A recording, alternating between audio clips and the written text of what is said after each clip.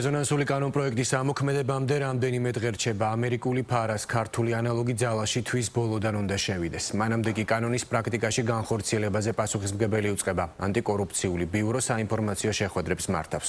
კანონის აღსრულების მექანიზმები უკვე გააცნეს დიპლომატიური კორპუსის წარმომადგენლებს. მიუხედავად არაერთი განმარტებისა, რომ კანონი გამჭვირვალობაზეა ორიენტირებული და დონორი ორგანიზაციების დაფინანსებული პროექტების შესახებ საზოგადოების ინფორმირებას ემსახურება, ოპოზიცია რეგისტრაციის აქციის მწვავედ აკრიტიკებს და მას სამოქალაქო სექტორის შეზღუდვის და პოლიტიკური რეპრესიების მორიგ ინსტრუმენტად აცხადებს. რადიკალურად განსხვავებულია მმართველი გუნდის პოზიცია. ქართული ოცნებისთვის სწორედ ამერიკული ფარას ქართული ანალოგია ის პრევენციული მექანიზმი, რომელიც საქართველოს შიდა საქმეებში სხვა ქვეყნების უხეშ ჩარევას აღკვეთს და მაქსიმალურ ფინანსურ გამჭვირვალობას უზრუნველყოფს. მანანა დევაძე გიამბობთ. ამერიკული ფარას ანალოგი უცხოეთის აგენტების რეგისტრაციის აქტი ძალაში 31 მაისიდან შედის. 11 დღით ადრე კი ანტიკორუფციული ბიუროს ხელმძღვანელი რაჟდენ კუპრაშვილი, რომლის უწყებაც ამ კანონის აღსრულებაზეა პასუხისმგებელი, კანონის ადრესატებთან საინფორმაციო შეხვედრებს იწყებს. დახურულ კარს მიღმა პირველი შეხვედრაც საქართველოში აკრედიტებული დიპლომატიური კორპუსის წარმომადგენლებთან და საერთაშორისო ორგანიზაციებთან გაიმართა.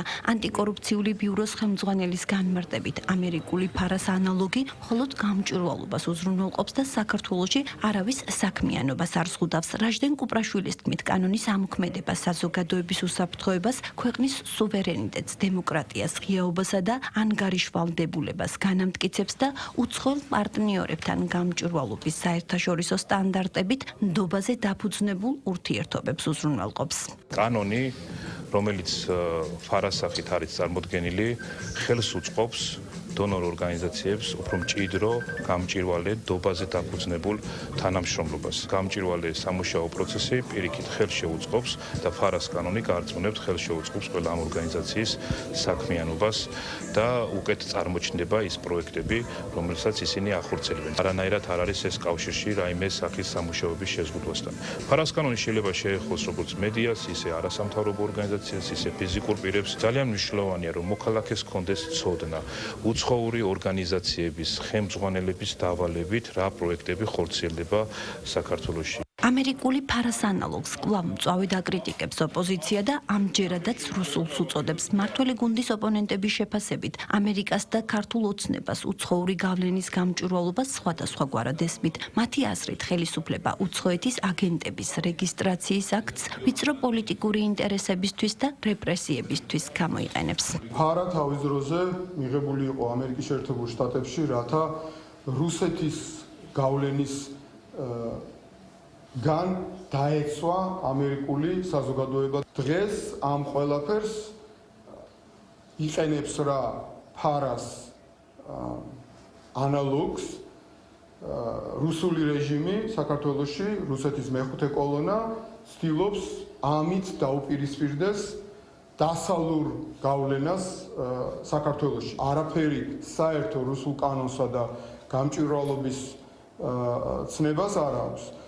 ეს კანონპროექტი არის ქართული ოცნების მხრიდან იმისი აღიარება, რომ მათ უჭირთ ძალაუფლების შენარჩუნება და ჭირდებათ ასეთი შემზღუდავი კანონმდებლობის მიღება იმისათვის, რომ შეზღუდონ სამოქალაქო სექტორი, შეზღუდონ აქტივისტები, დააჯარიმონ ადამიანები და გაურთულონ ცხოვრება იმ ადამიანებს, ვინც იმყოფებიან წინააღმდეგობაში, მაგრამ სისუსტის აღიარების გარდა ეს აქტები მიზნად ისახავს, რომ დაასუსტოს საქართველოში პროტესტი. ოპონენტების ბრალდებებს მმართველი გუნდი ბრალდებებითვე პასუხობს და უცხოური გავლენის გამჭვირვალობის აუცილებლობაზე მიუთითებს. როგორც ქართულ ოცნებაში აცხადებენ, მსოფლიოს წინაშე დღეს არსებული გამოწვევების ფონზე საქართველოს პარალელურად უცხოური დაფინანსების გამჭვირვალობის რეგულაციები ევროკავშირის რამდენიმე წევრმა ქვეყანამაც მიიღო და ეს საკითხი შეერთებულ შტატებშიც დღემდე აქტუალურია, რადგან მათი თქმით გამჭვირვალობას ალტერნატივა არ აქვს. ამერიკის შეერთებული შტატები ითვლება დემოკრატიის ბურჯ სახელმწიფოდ, ხო?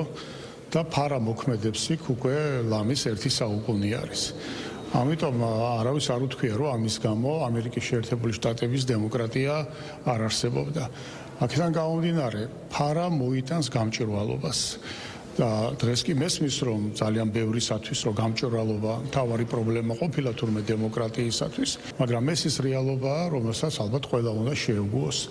დღეს საქართველოსათვის მნიშვნელოვანი არის რომ ყველა პროცესი იყოს მაქსიმალურად გამჭვირვალე. ევროპაშიც, ამერიკაშიც, სხვაგანაც ყოველდღიურ რეჟიმში ფაქტობრივად ახალ-ახალი სკანდალების ფონზე იკვეთება საჭიროება მსგავსი კანონების და სხვათა შორის არაერთმა ქვეყანამ უკვე გამოთქვა იმისი სურვილი და მზადყოფნა, რომ მსგავსი ან საკუთარ რეალობას მორგებული კანონები თავის ქვეყანაშიც განახორციელოს, მაგრამ ნებისმიერ შემთხვევაში საქართველოს ამ გამოწვევას ხდება მეტნაკლებად წელში გამართული ამ კონკრეტული კანონით და ჩვენ იმედი გვაქვს, რომ ეს კანონი მოაგვარებს ერთხელ და სამუდამოდ იმ პრობლემას, რაც ამდენი წელია საქართველოში იდგა, კერძოდ უცხოური ფულის უკანონოდ ტრიალი საქართველოს პოლიტიკურ, საარჩევნო თუ ზოგადად საზოგადოებრივ ცხოვრებაში.